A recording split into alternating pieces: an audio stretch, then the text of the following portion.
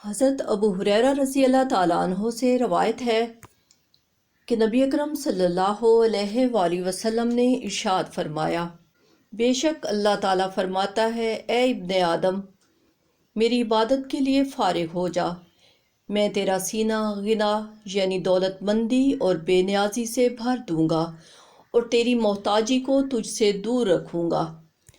اگر تو نے ایسا نہ کیا تو تیرے دونوں ہاتھوں کو محنت و مزدوری سے بھر دوں گا، یعنی تو دن رات محنت و مزدوری میں لگا رہے گا، پوری نہ پڑے گی، اور تیری بھوک بھی نہیں مٹاؤں گا۔ درج بالا حدیث قدسی آنکھیں کھولنے اور بصیرت حاصل کرنے کے لیے کافی ہے۔